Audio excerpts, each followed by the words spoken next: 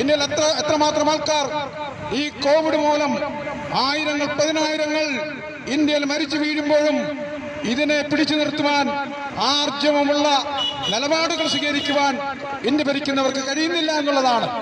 ഇവിടെ ആകെ നടക്കുന്നത്, ഇവിടെ വിശ്വാസത്തിന്റെ പേരിൽ ആൾക്കാരെ തെറ്റിപ്പിക്കുകയും ആൾക്കാരെ കയ്യിലെടുക്കുകയും ആ കയ്യിലെടുത്തുകൊണ്ട് അവരുടെ വോട്ട് വാങ്ങിച്ച് കുറുക്ക് വഴിയിലൂടെ അധികാരത്തിലേക്ക് കയറുക.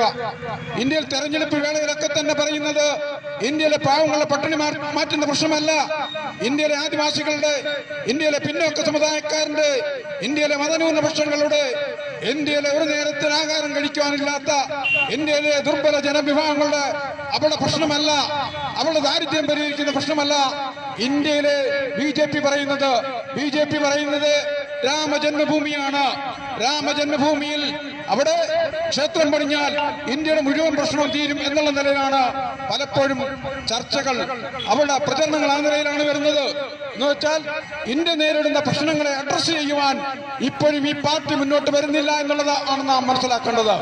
ഇവിടെ ഇന്ത്യക്കാരെ കൊള്ളയടിക്കുവാൻ, ഞാൻ നിങ്ങൾ മടങ്ങുന്നവർ നമ്മളെ ദൈനംദിനം കൊള്ളയടിക്കുവാനുള്ള പദ്ധതിയുമായി മുന്നോട്ട് വരുമ്പോൾ നമ്മൾ മനസ്സിലാക്കേണ്ടത്, അന്താരാഷ്ട്ര വിപണിയിൽ ക്രൂഡ് ഓയിലിന്റെ വില കുത്തനെ കുറഞ്ഞു താഴോട്ട് വരുമ്പോഴും ഇന്ത്യയിൽ പെട്രോൾ ഉൽപ്പന്നങ്ങളുടെ വില കൂടുകയാണ്.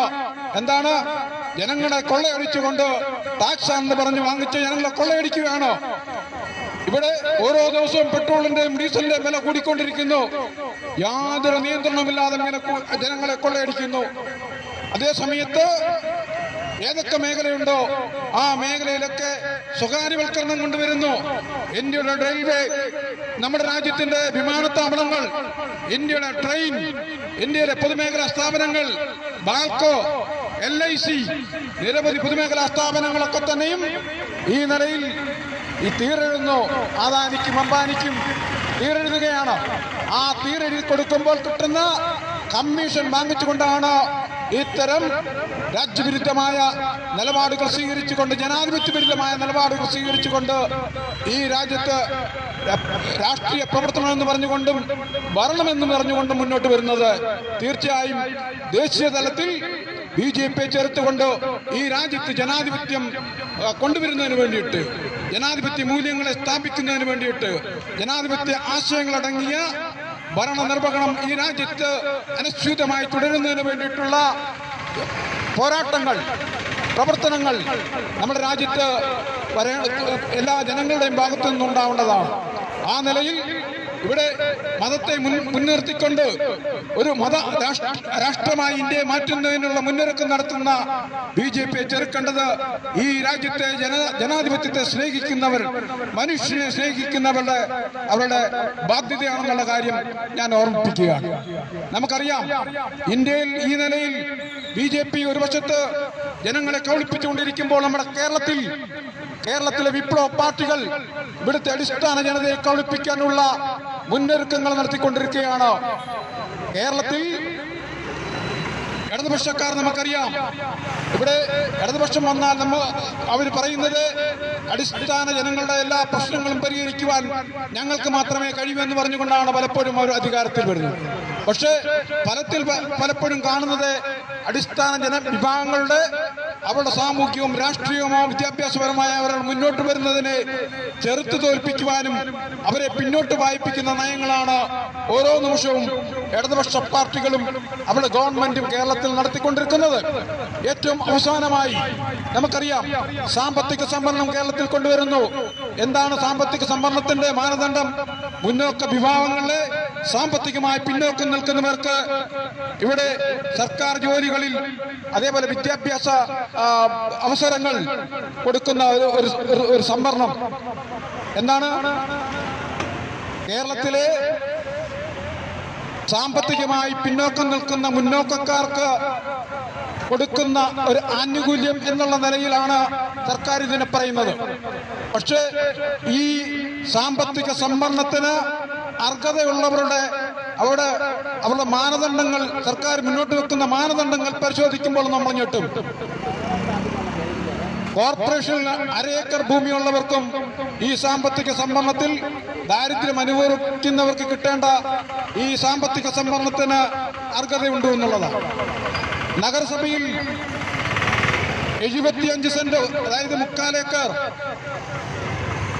പഞ്ചായത്തിൽ 1.25 ഏക്കർ ഭൂമിയുള്ളവരും 3 നില മാളികയുള്ളവനോ അതല്ലെങ്കിൽ 10,000 സ്ക്വയർ ഫീറ്റ് വീടുള്ളവനും ഈ ആനുകൂല്യം കിട്ടും, സാമ്പത്തിക സംവരണത്തിന്റെ ആനുകൂല്യം കിട്ടും. എന്ന് വെച്ചാൽ സാമ്പത്തികമായി പിന്നോക്കം നിൽക്കുന്ന ദാരിദ്ര്യം അനുഭവിക്കുന്നവർക്കല്ല ഈ ആനുകൂല്യം കിട്ടുന്നത്. കേരളത്തിലെ കോടിക്കണക്കിന് രൂപയുടെ ആസ്തിയുള്ളവർക്കാണ് സാമ്പത്തിക സംവരണത്തിലൂടെ ജോലി ലഭിക്കുന്നത്. ആ നിലയിൽ മാനദണ്ഡങ്ങൾ ഉണ്ടാക്കിയിട്ട് പറയുകയാണ് ഇത് ഞങ്ങൾ വിപ്ലവകരമായി കേരളത്തിൽ നടപ്പിലാക്കുന്നു. ഈ നിയമം പാർലമെന്റിൽ കൊണ്ടുവരുമ്പോൾ ആ നിയമത്തിൽ പറയുന്നത് മാക്സിമം 10% സംവരണം കൊടുക്കാം. മാക്സിമം ഗവൺമെന്റ് തീരുമാനിക്കാം. അതാത് സംസ്ഥാനത്തിന്റെ സാഹചര്യങ്ങൾ മനസ്സിലാക്കിക്കൊണ്ട് അവിടുത്തെ സാമ്പത്തികമായി പിന്നോക്കം നിൽക്കുന്ന മുന്നോക്കക്കാരുടെ ശതമാനം പരിശോധിച്ച് സർവേ നടത്തി ശതമാനം പരിശോധിച്ചുകൊണ്ട് എത്ര ശതമാനം കൊടുക്കാമെന്ന് അതാത് സർക്കാരുകൾക്ക് തീരുമാനിക്കാം. അവിടെ 10% തീർത്തും 10% കൊടുക്കണമെന്ന് ഈ നിയമത്തിൽ പറയുന്നില്ല.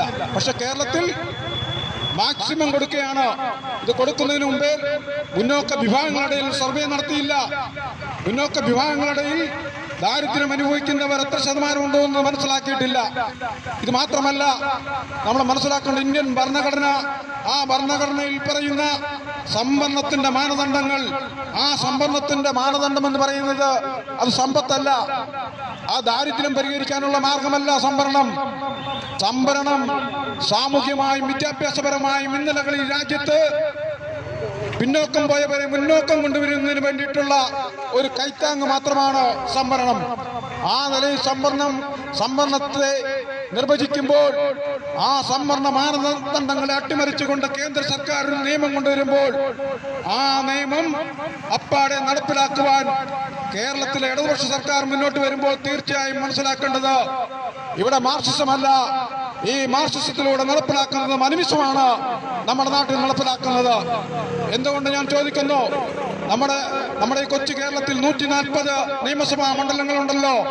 ആ 140 നിയമസഭാ മണ്ഡലങ്ങളിൽ നിന്ന് ജയിച്ചു പോകുന്ന 140 MLA-മാരുണ്ട്. അവരുടെ ജാതി പരിശോധിക്കുക. ആ ജാതി പരിശോധിക്കുമ്പോൾ ഈ കള്ളക്കളികൾ നമുക്ക് പുറത്തു വരും. കേരളത്തിൽ 24% പിന്നോക്ക സമുദായത്തിന് അവരുടെ ജനസംഖ്യ ആനുപാതികമായിട്ട് അവർക്ക് നിയമസഭയിലുള്ള പ്രാതിനിധ്യം, MLA-മാരുടെ പ്രാതിനിധ്യം 32 MLA-മാർ വേണം. പക്ഷേ എത്ര MLA-മാരെ ഇതുവരെ സംഭാവന ചെയ്യുവാൻ കഴിഞ്ഞിട്ടുണ്ട്? ഓരോ തെരഞ്ഞെടുപ്പും നമ്മൾ പരിശോധിച്ചാൽ 25-ന് താഴെയാണ് പിന്നോക്ക സമുദായങ്ങളുടെ ഇടയിൽ നിന്ന് കോൺഗ്രസിനും അതേപോലെ ഇടതുപക്ഷത്തുമൊക്കെ ജയിച്ചു വന്നിട്ടുള്ള MLA-മാരുണ്ടായിട്ടുള്ളത്. അതേപോലെ ഇവിടെ അവശ്യ ക്രൈസ്തവർ നമുക്കറിയാം 6% കേരളത്തിലെ അവശ്യ ക്രൈസ്തവർ. അവരുടെ ഇടയിൽ നിന്ന് ഒരു MLA-മാരെ പോലും ഇതുവരെ കേരളത്തിന്റെ നിയമസഭയിലേക്ക് കൊണ്ടുവരുവാൻ ഒരു പാർട്ടിക്കും കഴിഞ്ഞിട്ടില്ല. അതേസമയത്ത് 10% മാത്രമുള്ള നായർ സമുദായം, കേരളത്തിൽ 10% മാത്രമുള്ള നായർ സമുദായത്തിന് അവരുടെ ജനസംഖ്യ ആനുപാതികമായി അവരുടെ MLA-മാരെന്ന് പറയുമ്പോൾ 14ആണ്. 140-ന്റെ 10% 14ആണ്. പക്ഷേ അവർക്ക് 30-32 MLA-മാർ സ്ഥിരമായിട്ട് കേരളത്തിൽ വരുന്നു. എങ്ങനെയാണ് ഈ മറിമായം നടക്കുന്നതെന്ന് ചോദിച്ചാൽ അതാണ് ഇവിടെ രാഷ്ട്രീയത്തിന്റെ പേരിൽ ജാതി രാഷ്ട്രീയം കളിച്ചുകൊണ്ട് ഇത് രാഷ്ട്രീയമാണെന്ന് പറഞ്ഞുകൊണ്ട് കേരളത്തിലെ പിന്നോക്കനെയും കേരളത്തിലെ അവശ്യ ക്രൈസ്തവനെയും കേരളത്തിലെ തട്ടാനെ മാശാരിയും കേരളത്തിലെ അങ്ങനെ നാടാറടക്കമുള്ള പിന്നോക്ക സമുദായങ്ങളെ അർഹതപ്പെട്ട അവരുടെ പ്രാതിനിധ്യം, രാഷ്ട്രീയ പ്രാതിനിധ്യം അനുവദിച്ചു കൊടുക്കുവാൻ കൂട്ടാക്കാതെ അവരുടെ രാഷ്ട്രീയ അധികാരത്തിൽ നിന്ന് അവരെ മാറ്റി നിർത്തിക്കൊണ്ട് ഇവിടെ രാഷ്ട്രീയം കളിക്കുകയാണ്.